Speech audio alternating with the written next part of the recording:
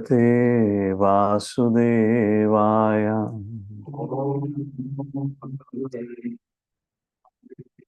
Om Namo Bhagavate Vasudevaya. Om Namo Bhagavate Vasudevaya.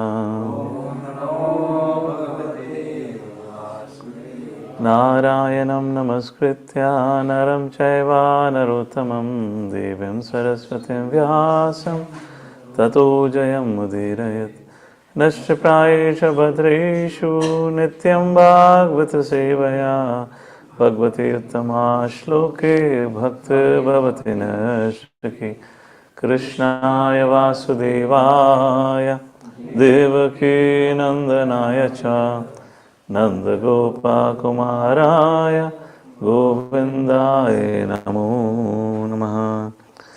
Om Ajnanatimirandasya Jnananjana Shalakaya Chakshurun Militam Yena Tasmai Shri Gurave Namaha. Namo Vishnupadaya Krishna Prishtaya Bhutale Srimate Bhakti Vedanta Swami Niti Namine Namaste Saraswate Deve Gauravani Pracharine Nirvishesha Shunyavadi Vashatade Shatarine Namo Mahavadanyaya Krishna Prema Padayate Krishnaya Krishna Chaitanya Namane Gautase Namaha Vanchakalpatarubhyascha kripa sindhubhya eva cha patitanam pavanebhyo vaishnavebhyo namo namaha. Hey Krishna Karuna Sindhu Dinabandhu Jagatpate Gopesh Gopika Kanta Radha Kanta Namastate Tapta Kanchana Gaurangi Radhe Vrindavaneshwari Vrishabhanu Sute Devi Pranamami Hari Priye. Jai Shri Krishna Chaitanya Prabhu Nityananda Shri Advaita Gadadhar Shivasadi Go Bhakta Vrinda. Hare Krishna Hare Krishna Krishna Krishna Hare Hare Hare Rama Hare Rama Rama Rama Hare Hare.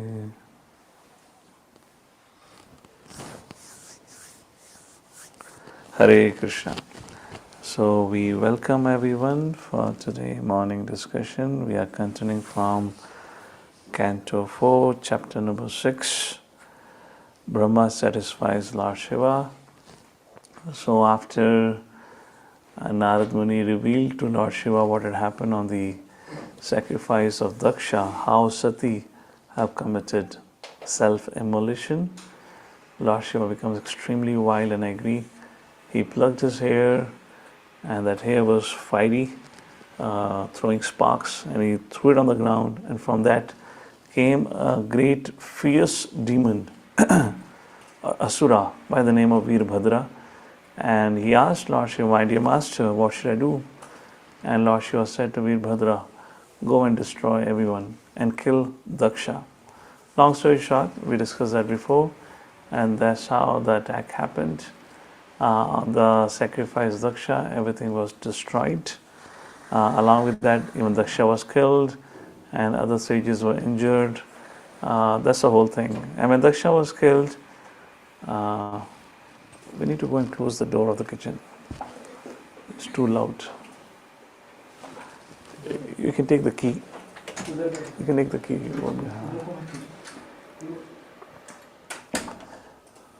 So, what was I saying? So when Daksha was killed, everyone was horrified, everyone was terrified. They didn't expect that to happen. And as we read about it, it wasn't easy for Veerbhadra to kill Daksha. It took tremendous effort for Veerbhadra to even kill Daksha. Daksha was extremely powerful, so nobody expected Daksha to die like this. Nonetheless, when Daksha was killed, everyone became afraid about their own position and situation, and they thought they could be the next target. So terrified, they ran away from Daksha's yajna and they went to Brahma. And then Brahmaji corrected them, chastised them, and Brahmaji told them, well, what do you expect? If you offend a great Vaishnava like Lord Shiva, this is what is expected to happen. So Brahmaji said, well, nobody can do anything. The right course of action that we all can do is let us go to Lord Shiva. Specify Lord Shiva, Shiva. The two syllables word Shiva means auspicious. Another name for Lord Shiva is Ashutosh, Toshin, satisfaction. Ashu means quickly, one who gets satisfied very quickly. So he becomes angry easily, but he also gets pacified very easily. Let's go and submit ourselves, surrender ourselves to Lord Shiva, and we are sure Lord Shiva would be pleased with us. And with that understanding, Brahma, Devatas, and also the priests, they all have come to Kailash Parvat. So what we read in the 6th chapter until verse number 41 was a beautiful description of how the Kailash Parvat looks like, what all happens on Kailash Parvat. And now from text number 42, Brahmaji have reached Lord Shiva's place, and now Brahmaji begins to speak. Brahmavacha. This is 4th canto, 6th chapter, text number 42. Janitvam vishwasya Jagato yoni vijayoho Shakti shivasya chaparam Yattad brahma nirantaram. Brahmaji said, my dear Lord Shiva, I know that you are the controller of the entire material manifestation, the combination, father and mother of the cosmic manifestation, and the supreme Brahman beyond the cosmic manifestation as well. I know you in that way. So Brahmaji, although senior in one way because he acted as a father, Rudra appeared from Brahma only, but understanding the position of Lord Shiva, Brahmaji offers his respectful obeisances and begins to glorify Lord Shiva at par with Lord Vishnu. Why he did so, we'll talk about in a short while. Let's take a look. Let's go to the next verse, text number 43. Tvameva bhagavaneta Shiva shaktayo sarupayo Vishwam srajasi pashiyasi Kridan urnapato yatha. Tvameva bhagavanetach. By you, O Supreme Lord, Shiva shaktayo sarupayo. Your Shiva means you, Shakti. Your Shakti, Swarupayo, have taken multifarious forms because of which creation, maintenance, destruction happens. My Lord, you create this cosmic manifestation, maintain it, annihilate it by expansion of your personality, exactly as a spider creates, maintains, and winds up its web. Text number 44, translation. My dear Lord, your Lordship has introduced a system of sacrifices through the agency of Daksha, and thus one may derive the benefits of religious activities, economic development. Under your regulated principles, the institution of the four varnas and ashramas is respected. The Brahmanas therefore vow to follow the system strictly. So now some of you should get surprised by this time. Well, Krishna says that I instituted this culture of sacrifice in the third chapter of Bhagavad Gita. And here Brahmaji is saying, Shivji, you did it. Krishna says, Aham bija pataha pitaha. In 14th chapter of Bhagavad Gita, here Brahmaji is saying, Shiva, you are the controller. Krishna said, Brahma bhuta prasanatmana sochati nakangshati sama sarveshu bhuteshu madalak bhaktim labate param. I am the controller of all. But Brahmaji says, Shiva, you are the controller. You are the aham bija prataha pitaha. You are the supreme Brahman. Krishna says, I am that supreme Brahman. What is that from 14th chapter? 27th verse, like that. And 9th chapter also Krishna says, I am that supreme Brahman. And text number 43, Brahmaji says, Shiva Shaktayo Sarupayo, and your energies have taken different forms. So what happened? Brahmaji is confused. Or he needs to go back to Diva as, what is that? One God versus many gods. He has to go back and hear that session Any thoughts about it? What's happening here? Yes, Nirishu?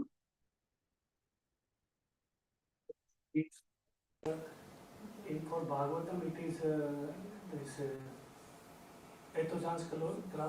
ठीक है.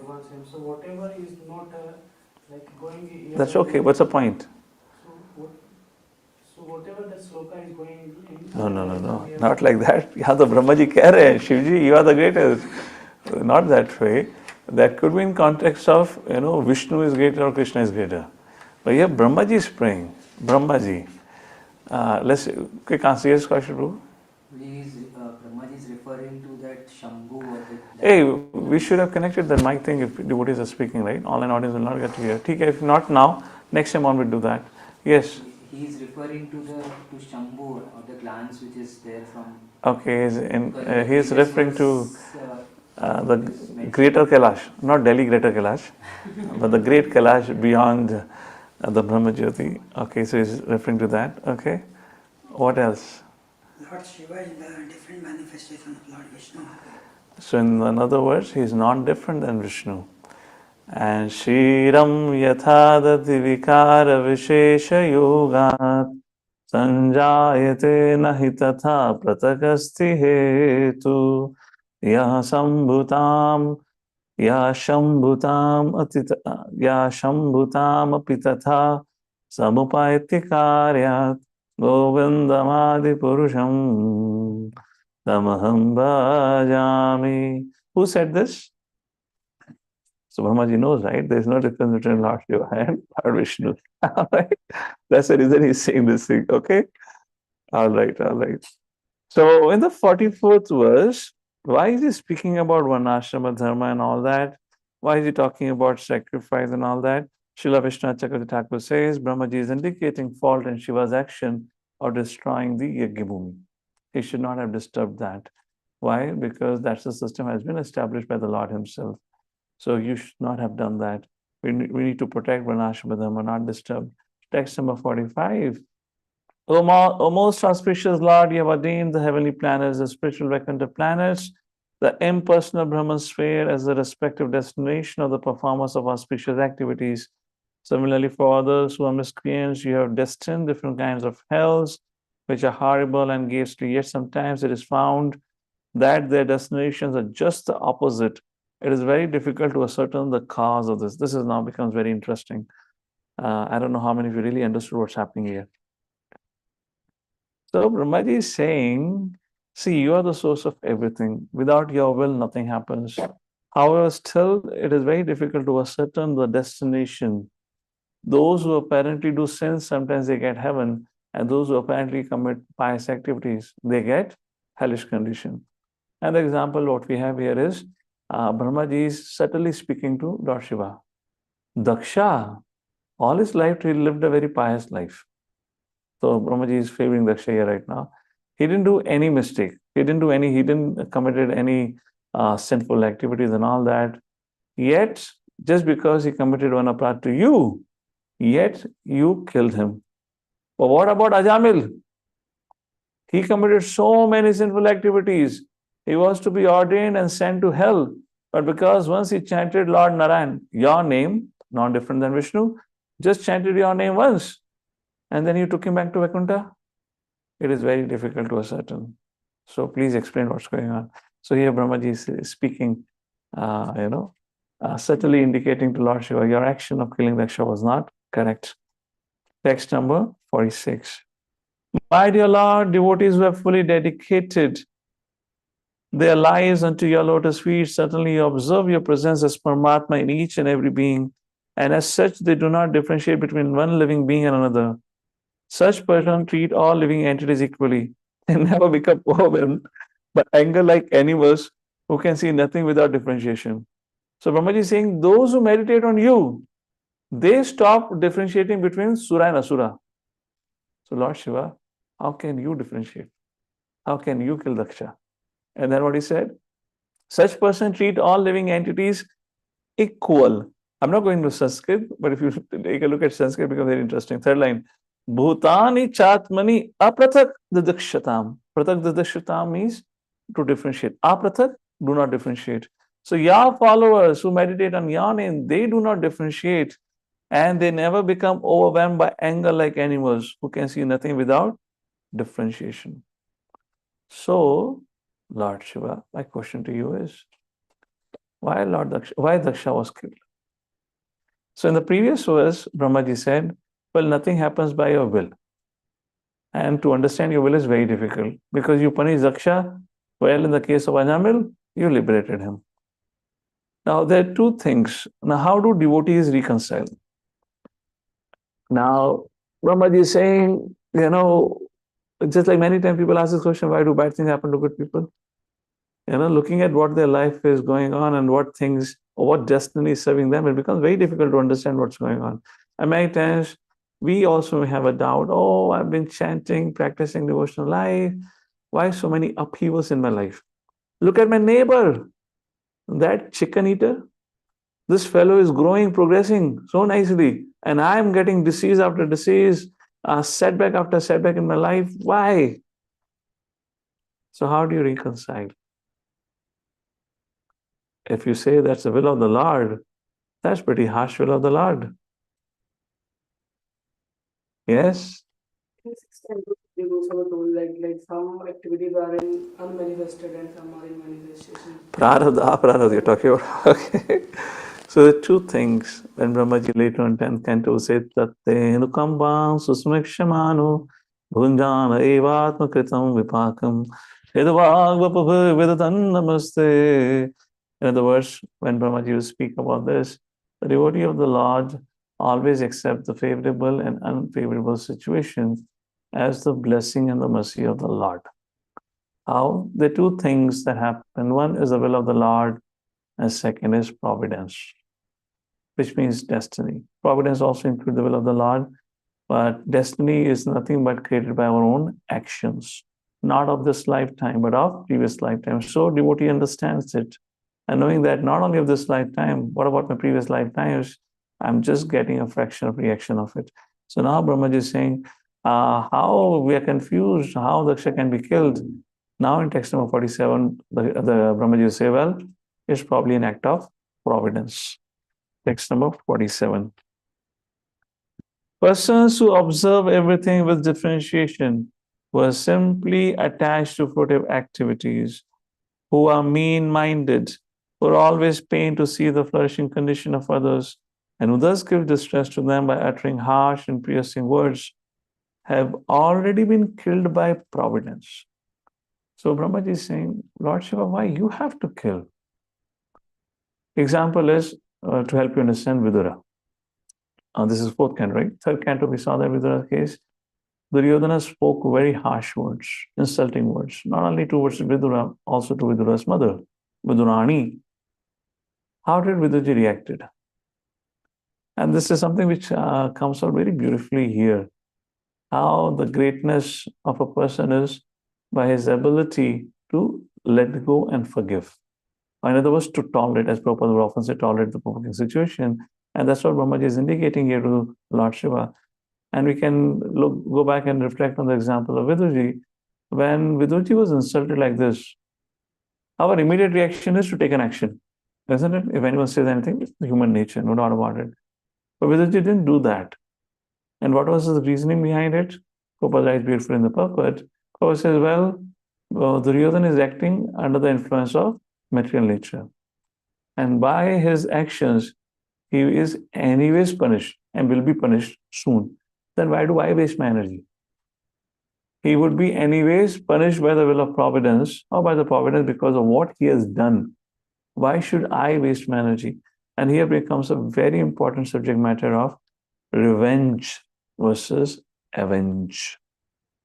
So even if a devotee has to take an action that is not inspired by the feelings of revenge, because revenge destroys us, revenge kills us, revenge fills our heart with hatred for the person. And any amount of this hatred or any kind of favoritism toward any other living entity will bind us, will drag us back again into this creation in the next life. So, avenge. What is avenge? Is to give a due punishment just to establish dharma. but not getting personally involved, not involving emotions. Example I can quote is of Arjuna when Arjuna had caught Ashwathama, Bhima, and in fact Lord Shri Krishna wanted Ashwathama to be killed. But Yudhishthira and Draupadi wanted Ashwathama to be left alive. Now you have to give your justice. What do you do? If Arjuna had any feelings of revenge, then he would have tilted towards which direction? Killing. But he did not. He did not got emotions involved into it, and he avenged, and he followed both the parties. He was punished to an extent. It was almost equal to death, but he was still left to survive. So that's the point here. There's something we need to be careful how important it is for us to understand this. Of course, practicing is not easy. What is being asked of Lord Shiva by Brahmaji here is something, a character and attribute of a pure devotee. Despite such a severe circumstances for Lord Shiva, where his wife was killed because of what Daksha did, indirectly, directly, and Lord Shiva has been asked by Brahmaji to forgive. Well, we can't really do that. We can theoretically understand, but our realization may not permit us to act. The question comes, then how do we understand these lofty ideas? Sounds good, it feels good. When it comes to our action, it becomes difficult. Therefore, we have to act according to our own realization. So, if there are examples of great personalities like this, who can forgive, who have the ability to forgive, but there are also examples and instructions. If somebody commits a crime, should be punished. So our heart would not find solace just by forgiving, because we are not that advanced. So we have to take a course of punishment, because that's the Shastri injunction. So we got to balance that out. Otherwise, we might find it difficult to comprehend what's going on here. So they have been already killed by providence. Thus, there is no need for them to be killed again by an exalted personality like you, Lord Shiva. You don't have to do that. Text number 48. Vaishnava should be tolerant. My dear Lord, if in some place materialists show already bewildered by the insurmountable illusory energy of the Supreme Godhead, sometimes commit offense to the saintly person with compassion does not take this seriously. Knowing that they commit offenses because they are overpowered by the illusory energy, do not show his prowess to counteract them. Just like Parikshit Maharaj, he didn't counteract Shringi's curse. So now somebody might think, it sounds like this could be the source of inspiration for Gandhi. Shanti, Shanti, Shanti, no violence, no ahimsa. But again, we have to see in a proper context. As I said, this quality can truly be practiced. And while being practiced, it can be uplifting for all if you are on that platform of bhakti. In a case of an administrator, in a case of a leader, let's say a president, temple president, or a political individual or administrator and whatnot, to establish varnashrama, to establish law and order, they cannot just say forgive. Let them come and kill our people and we forgive. Is it possible? The punishment has to be given. But for Lord Shiva, it may not be needed. And in case of Daksha, Brahmaji speaking, Daksha is also not an ordinary person. It's not something he was used to doing that. So we have to see the whole situation around here. But nonetheless, for Lord Shiva wasn't needed because he was a transcendentalist. Why he had to get involved in all these things. Like that, Daksha is, like that Brahmaji is saying. But again, as I made a point, we have to act at our level. What is required? Text number 49. My dear Lord, you're never bewildered by the formidable influence of the Maya. Therefore, your omniscience should be merciful and compassionate toward those who are bewildered by the same illusory energy and are very much attached to furtive activities. So here, as you can see, Brahmaji specified Lord Shiva by speaking words of praise, and now indirectly he's also telling him there's a fault in your action. You should not have done that. You should have forgiven Daksha for what he did. Text number 50. My dear Lord Shiva, you're a shareholder of a portion of sacrifice. You're the giver of the result. The bad priest did not deliver your share. Therefore, you destroyed everything. and the sacrifice remains unfinished. Now you can do the needful and take your rightful share. And now Brahmaji will make an appeal. Here is my appeal to you in the last three verses. My dear Lord, by your mercy, the performer of the sacrifice, that is Daksha, the host, may get back his life. Bhaga may get back his eyes, Bhragu his mustache, and Pusha his teeth. O Lord Shiva, may the demigods and the priests whose limbs have been broken by our soldiers recover from the injuries by your grace.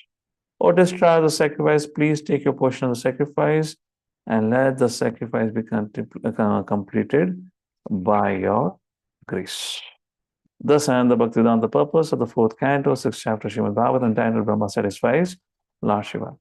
So here Brahmaji requests Lord Shiva to reinstate everyone back in their position. Now question is, how would Lord Shiva react to it? Any guesses? What do you think?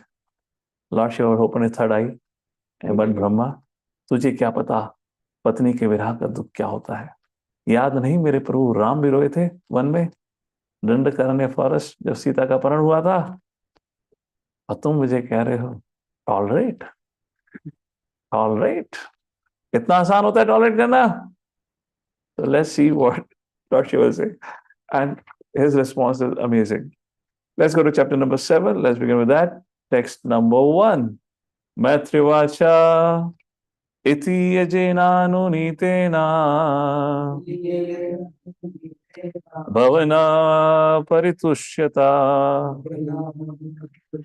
abgadhyai mahabhau parasya shruyatamiti. Whoever is showing the screen, they can increase the font size. What is that difficult in seeing that? The sage Maitreya said, O mighty Aunt Vidura, Lord Shiva, being thus specified, the words of Lord Brahma spoke as follows in answer to Lord Brahma's request.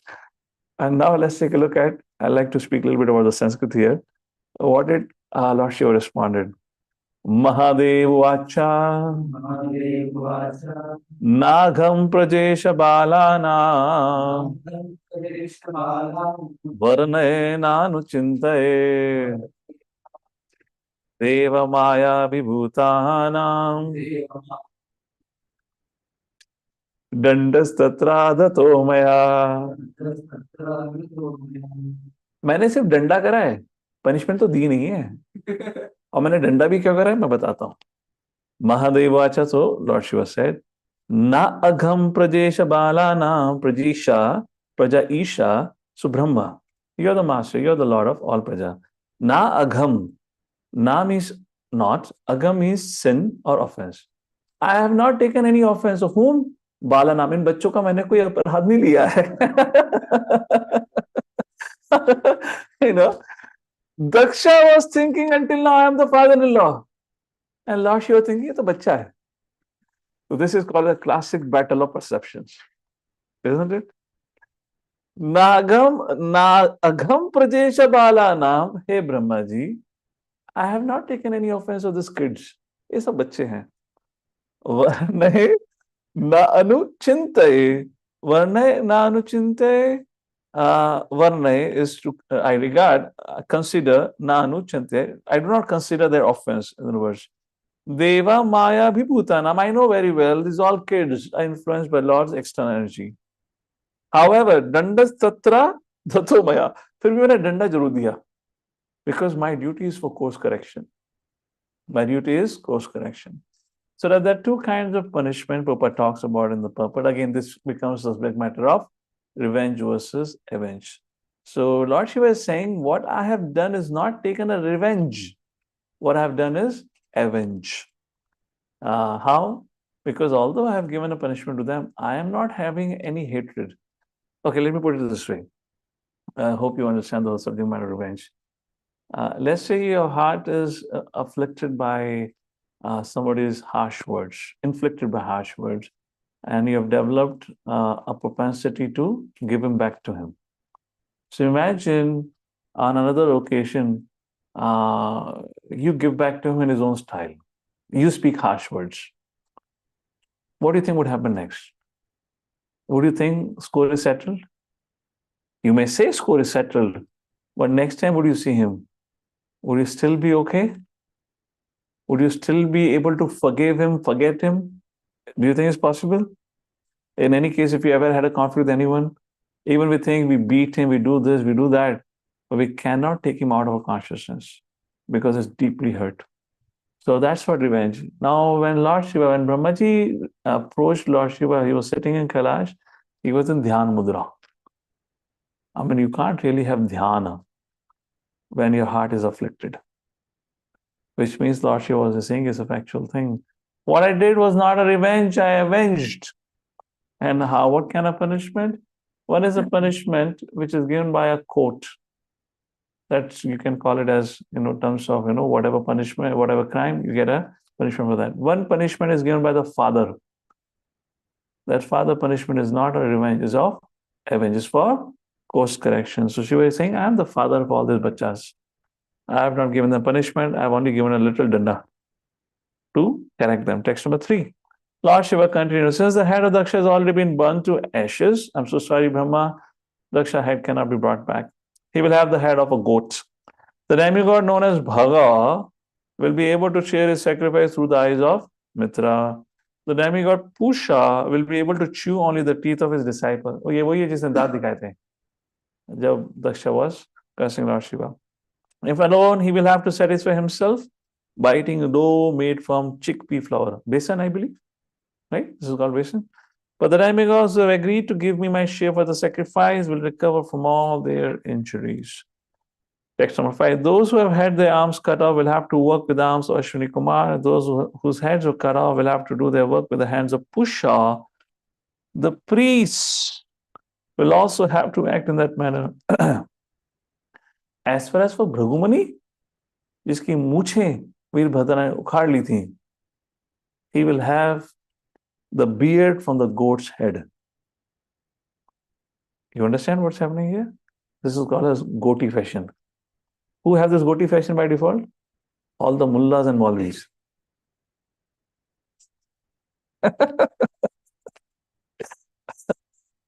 All right.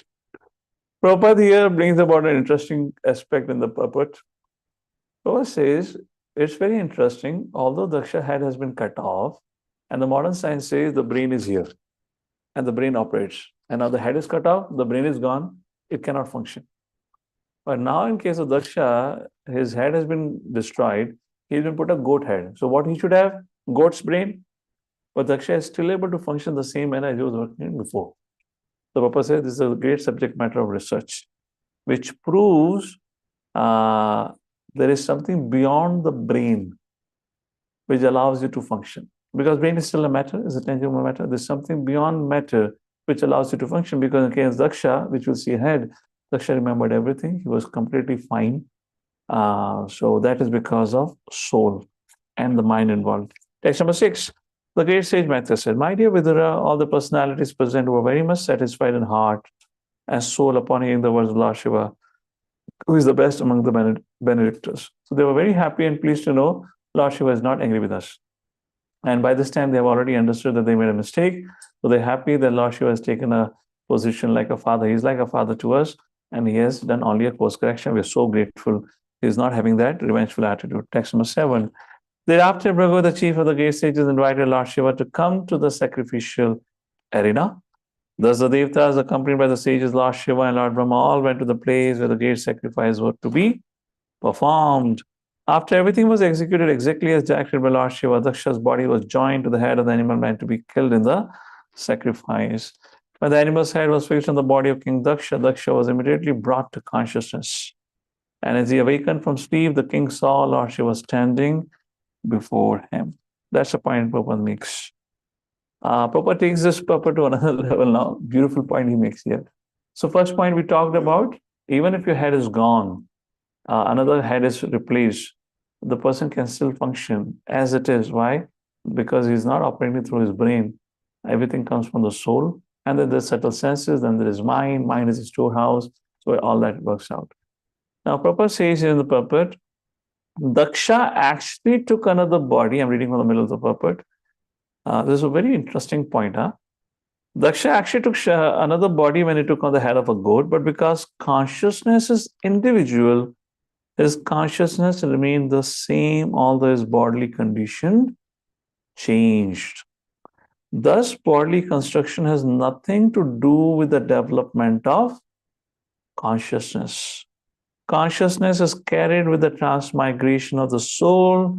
There are many instances, and Prabhupada quotes an example of Bharat Maharaj becoming a deer and then a Brahmana. And Prabhupada concludes, the arrangement of the Lord is so nice that if a person's consciousness is turned into Krishna consciousness, there is no doubt that in his next life he will be a great devotee of Krishna, even if he does not have a body of a human being. It's all matter of consciousness. Text number 10. At that time, when Daksha saw Lord Shiva, who rides upon a bull, his heart, which was polluted by envy of Lord Shiva, was immediately cleansed, just as the water in a lake is cleansed by autumn rains. Okay, I didn't give you a little background of this chapter. So this is a pretty long chapter, around 61 verses. So you understand what's going on here. So now we are completing the first section of this chapter, where Lord Shiva revives Daksha. We are concluding with that. And now from 13 to 15th verse, Daksha will offer his prayers to Lord Shiva. Let's take a look at it. So how is the envious Daksha purified of his envy? Just because he got a physical assault as a punishment or something else? Prabhupada says here, because he approached Lord Shiva with devotion and reverence. So what is the solution if in case you have committed aparadh towards some devotee or you're envious towards another devotee? What is the solution given? How do you reconcile that? Huh? We have to glorify. We have to glorify what else? By rendering service. By rendering service. And by rendering service means we develop the sense of reverence. So by just cultivating a little devotion, reverence Lord Shiva, towards Lord Shiva, Daksha got purified of his envy. Text number 11. Daksha wanted to offer prayers, but remembering about the death of his ill-fated Sati, his eyes welled up with tears. Text number 12. At this time, being Daksha afflicted by love and affection, was very much awakened to his real senses. With great endeavor, he pacified his mind, checked his feelings, and with pure consciousness began to offer prayers to Lord Shiva. And the next three verses, Daksha will offer prayer to Lord Shiva. Daksha says, King Daksha said, text number 13, my dear Lord Shiva, I committed a great offense against you, but you're so kind that instead of withdrawing your mercy, you have done me a great favor by punishing me. This is a very important section, these three verses. You and Lord Vishnu never neglect even useless, unqualified brahmanas. Why then should you neglect me, who am engaged in performing sacrifices? I'll explain in a while. Let's take a look at text number 14. So here says in 13, you're so kind, rather than withdrawing your mercy, you punished me. So how Daksha is saying? Punishment as a mercy. Okay. Text number 14. My dear great and powerful Lord Shiva, you were created first from the mouth of Lord Brahma in order to protect the Brahmanas in pursuing education, austerities, vows, and self-realization. As protector of the Brahmanas, you always protect the regulated principles they follow. Just as a coward boy keeps a stick in his hand to give protection to the cows. So Daksha is saying, I need your protection. Please do not deprive me of your shelter. You are Pashupati. Pashu and Pati. Pati means caretaker, and Pashu means the caretaker of all animals. Well, however, Pashu in Sanskrit does not mean animals. Pashu means humans also. So you're the caretaker of all living entities. O Pashupati, then how can not accept you can how can you not accept me under your care? And then he gives an example. Just as a coward boy keeps a stick in his hand to give protection to the cows, So because Shambhu said, I gave danda to them, I am not punished, but I just gave a mild punishment by giving a stick. So Daksha is saying, I acknowledge and accept your punishment, and that is needed because by that stick alone, the wild animals can be tamed. Right? आपने देखा होगा जब ग्वाला गायों को लेके जाता है हाथ में छड़ी होती है because you cannot reason, you cannot argue, you cannot debate with animals. Animals can only be frightened by a stick. Therefore, he's saying, Daksha is saying, we were like animals who did not understood reasoning, logic, anything. Therefore, by your danda, by your stick, by your punishment, now we have come to our senses. Please keep us in your shelter. So Papa says at the end of the puppet, force is required for the animalistic class of men, whereas those who advanced are convinced by reasons, argument, and scriptural authority. Now, what it means? Krishna had gone to Hastinapur to reason, to argue, and to defend Yudhishthira's right, but they did not hear because they were of animalistic propensity. So, what they needed? Of force. Therefore, Krishna and Pandavas attacked, or Pandavas had to declare war on Duryodhana and Kauravas like that. Text number 15. I did not know your full glories. For this reason, I threw arrows of sharp words at you in the open assembly, although you did not take them into account. I was going down to hell because of my disobedience of you, who are the most respectable personality. But you took compassion upon me and saved me by awarding punishment. I request that you be pleased by your own mercy, since I cannot satisfy you by my words. Very, very important subject matter here. So what do you see happening in these three verses? So Daksha is comparing himself to an animal, and he's expressing his gratitude to Lord Shiva for using a stick to punish them. We deserve it because we cannot understand reason, logic, and what you did is correct. And Lord Shiva, you are Pashupati, you protect everyone, so why would you not take me under your protection? Please take me under your shelter. And Lord Shiva, I acknowledge and agree for my mistake, and I'm grateful for the punishment that you have given to me. So my question to all of you is, how many of you agree it is very difficult to acknowledge one's mistake? Please raise your hand. What our online praja is saying? And we have something from those who are online. How many of you agree it is very, very difficult to acknowledge one's mistake? So my question to all of you is, if you all agree with this, the question is, how did Daksha recognize his mistake?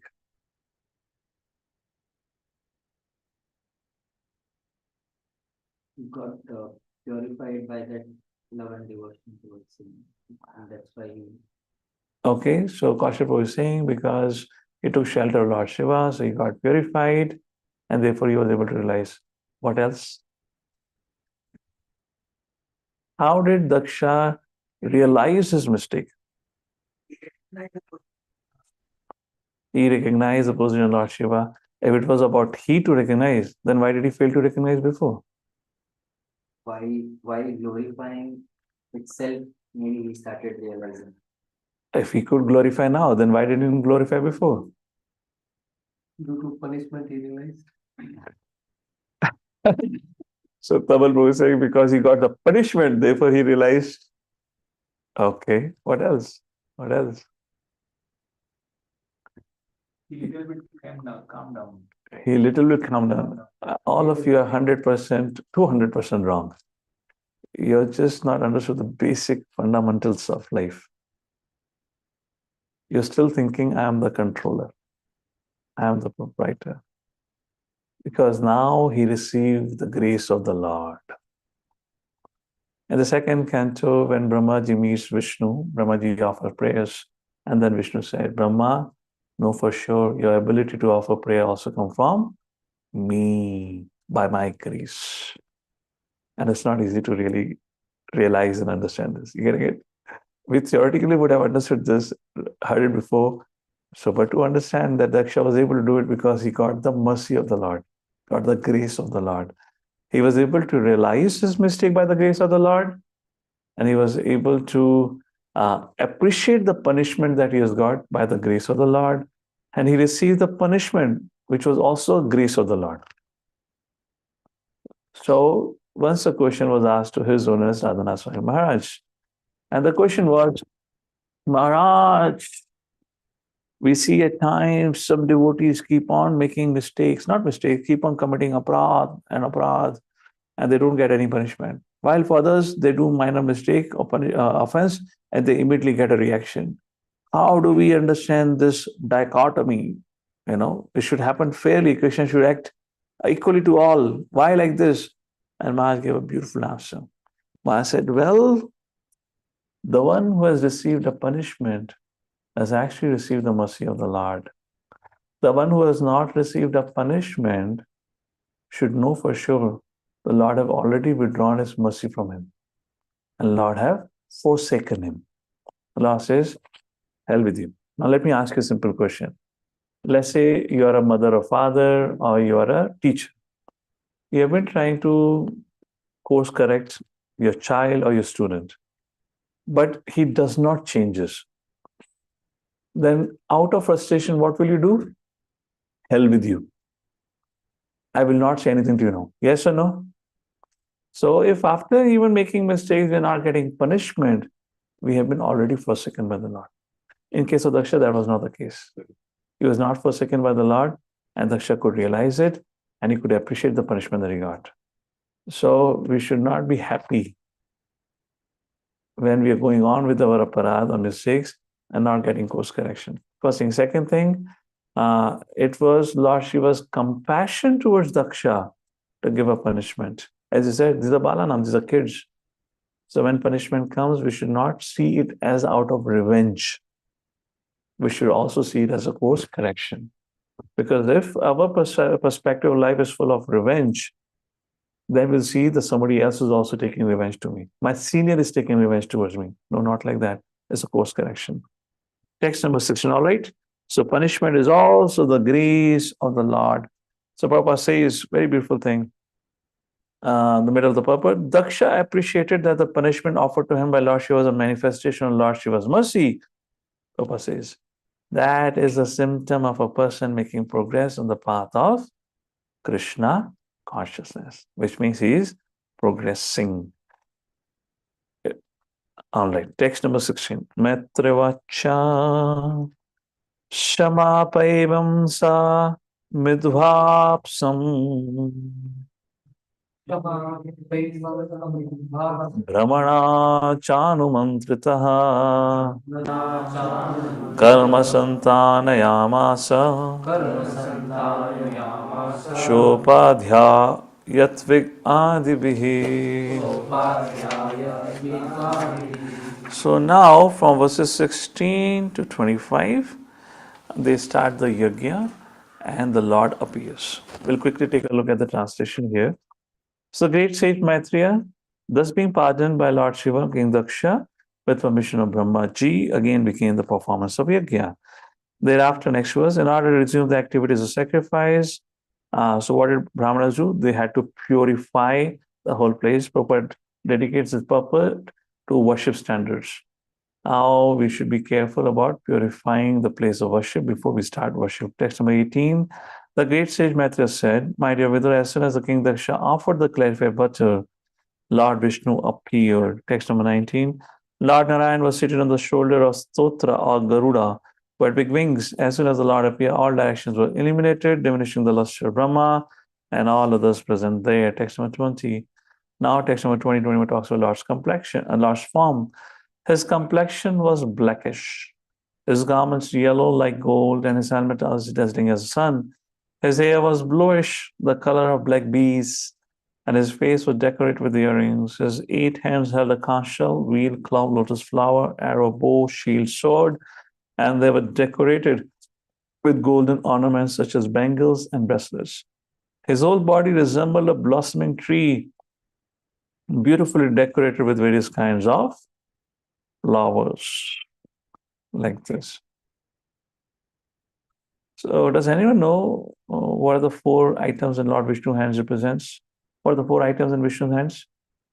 Conch and lotus. Why conch and lotus?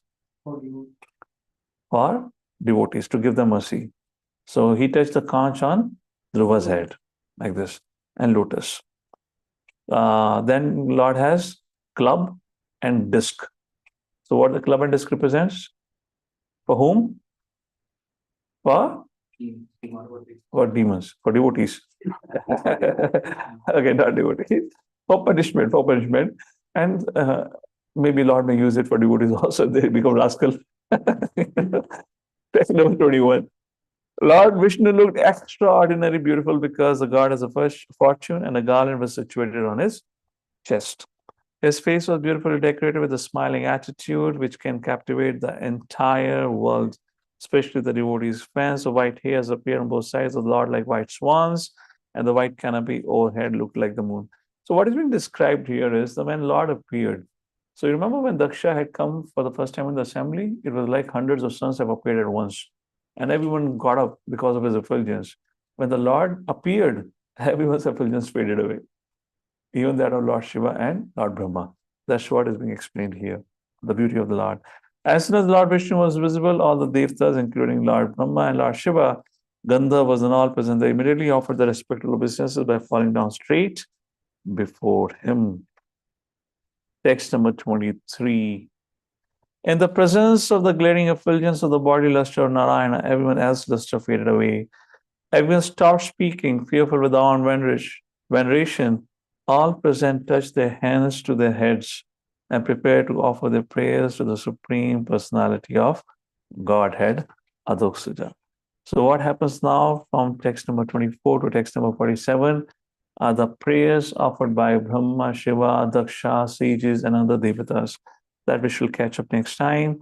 And then text number 48 to 54 will be discussion of where Lord instructs Daksha on performing sacrifice, and 55 to 61 will be discussion of Daksha completes the sacrifice. And with that, this storyline of why Sati committed suicide, as asked by Parishit Maharaj to Sukdev Goswami, will conclude in text number 61. And then the description of the lineage will continue. So Swayambhuva Manu had 2 sons, Uttanapat and Priyavrat. So Akuti, Prasuti, Devuti lineage have been described by now. So now whose discussion will begin with? Uttanapat.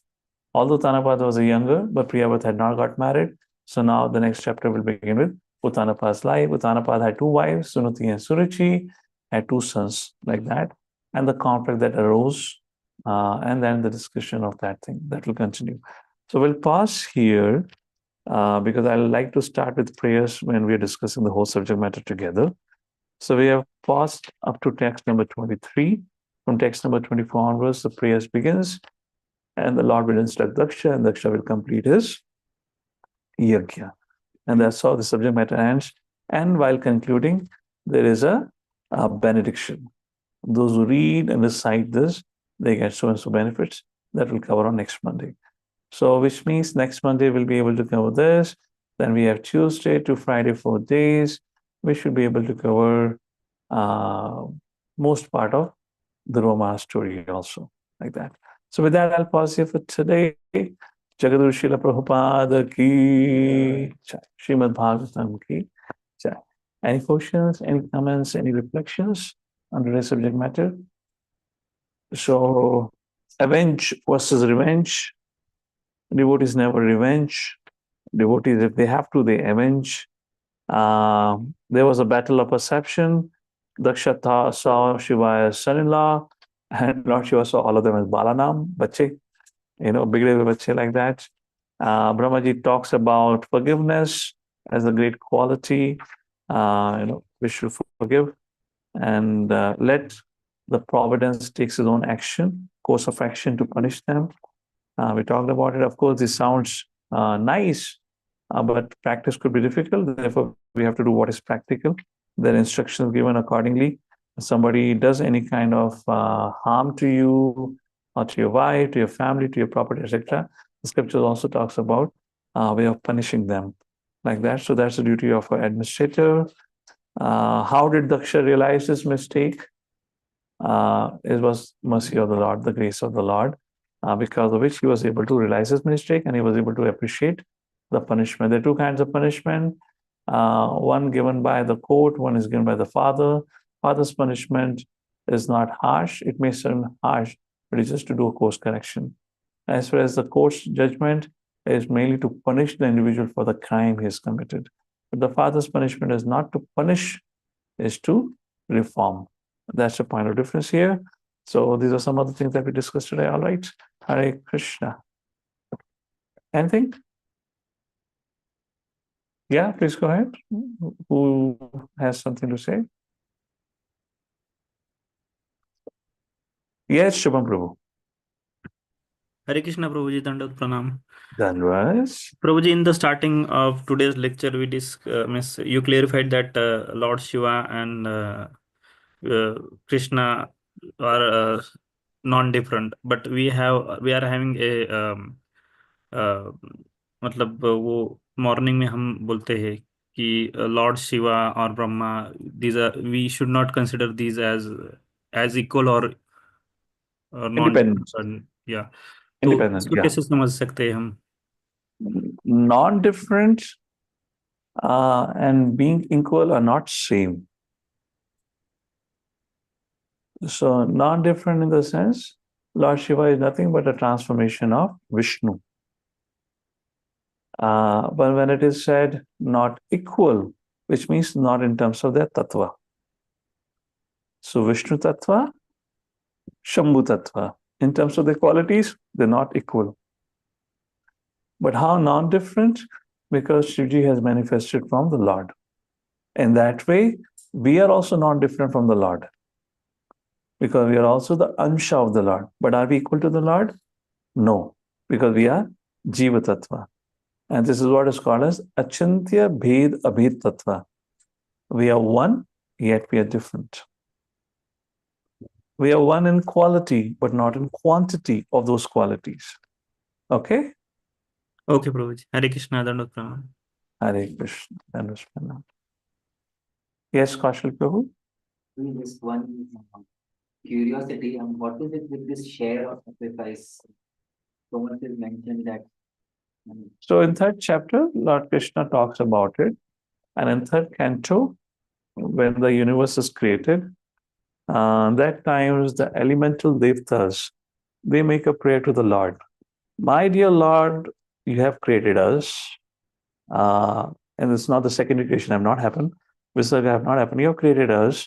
But please create a system of harmony so that, we can provide for the needs of the living entities. There should be some system. And then Lord says, yes, there will be a system of mutual dependency, interdependency, where the living entities, particularly humans, will offer sacrifice. And your nourishment and your strength will come from that sacrifice.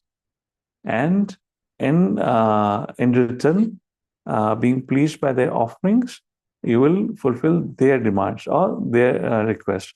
And that's what you see. For example, Hiranyakashipu offering such a severe austerity. Brahma can say, hell with him.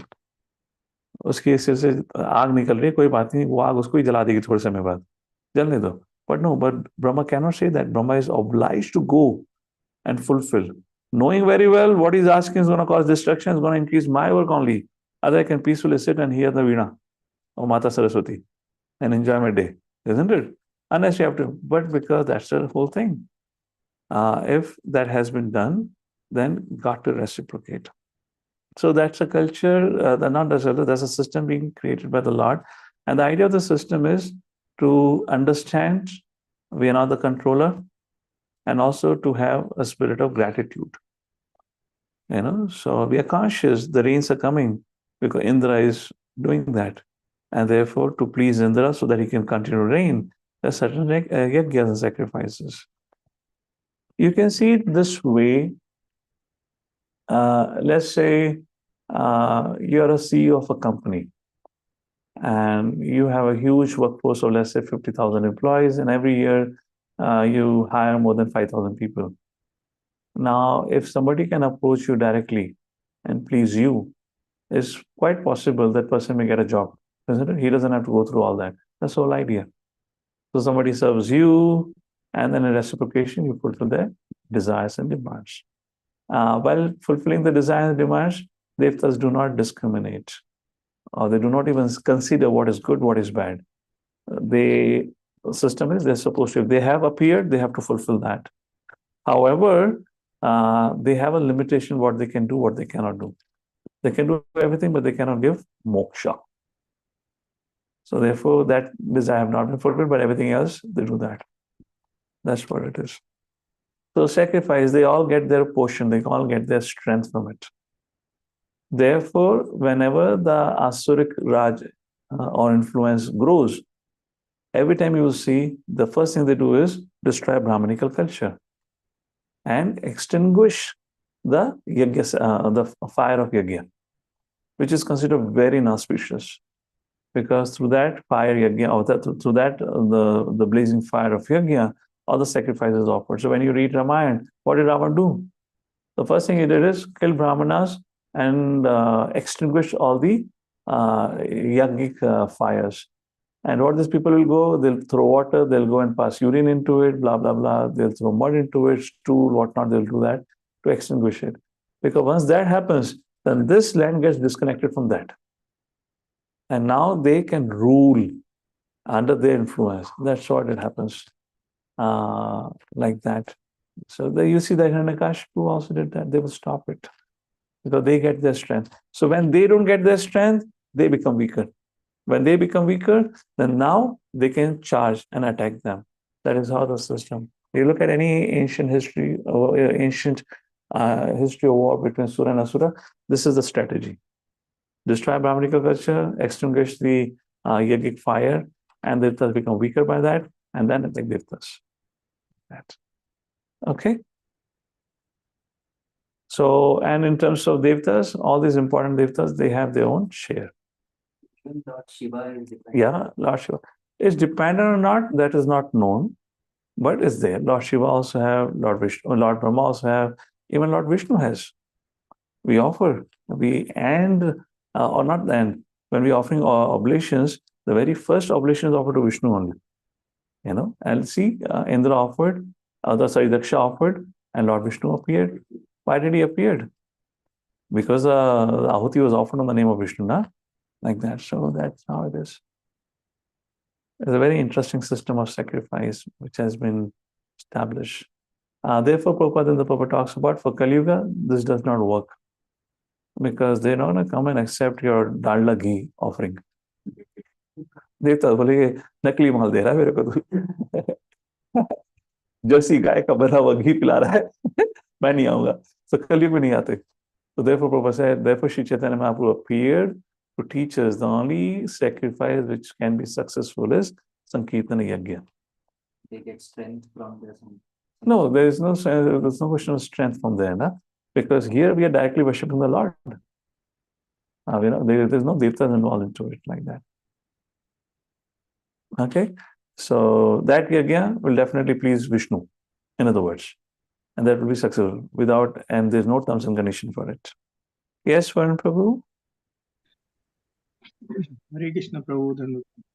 So, Prabhuji, in the lecture in the beginning, you mentioned about forgiving, and you mentioned that we actually don't have, we are not able to forgive easily and it is very difficult. And so what should we do? And you said that we should try to forgive as per our realization. So my question Not was, forgive as per realization, we should act as per our realization. yes, act per as our realization. But most of the time, rather than acting on realization, we act on our conditioning. So That is what it is. Realization refers to here how much your consciousness have developed. right. In that way. Go ahead. Yeah. So that's what I was like. So is it more like we should be in a prayerful mood, always trying to ask for Lord's mercy to give us the strength and to deal with that kind of thing? I mean, at that moment, it might not be there, but at least on a daily basis, we can do that. And so Wonderful that, point. yeah, Yeah, correct. So what you're calling is, conditioning nature is what our development of consciousness is. yeah, And it will not permit us to act beyond it. right. We may sit we can sit in a class, speak about it, but we will not be able to act on it because our consciousness are not developed. And now you bring a very beautiful point. So what should we do about it? Well, we got to pray to the Lord. Because unless we receive the mercy of the Lord, our consciousness will not go to the next level. And only when we have that ability by the grace of the Lord, then we'll be able to act accordingly and differently from our past conditionings and reactions. Okay. So therefore, the point was mentioned, yes, those who are great as much as Lord Shiva, he's transcendental. Vaishnava Namita Shambhu. He doesn't have to do it. He understands anyways Daksha will be punished in due course of time. Why he has to break his samadhi and get angry and all that? Leave it. And maybe that's the reason Brahmaji in the first incident also didn't act it. He thought, why to bother? Daksha would anyways get punished. Maybe that's the reason, and that's how it went into the situation. But for us, for every one of us, then there are laws governing. And according to those laws, individual needs to be punished and corrected and whatnot. At our level, we cannot talk about it. Somebody does harm to somebody. Okay, you forgive. Don't you remember you are a Vaishnava, you're chanting holy names? Oh, बोला कि यार side में रख beat bag तो पहले सब side में रख पहले भी मुझे अपने मन का बढ़ा निकालना है can't be. How would you chant? So there are code of conduct, and there is a act described in the Shastra itself. Somebody does so and so, he should be punished so and so. At least that will give us some solace कि भाई उसने जो गलत किया उसको दंड मिला है. Because we cannot otherwise really practice spiritual life at our level. Those things are mentioned. Okay? Correct. Thank you, Prabhu. Hare Krishna. Thank you, everyone. We pause here. We'll meet now on Monday morning with 4th canto, chapter number 7, verse number 24 onwards. And we'll try to complete the 7th chapter next week. Jai Guru Srila Prabhupada.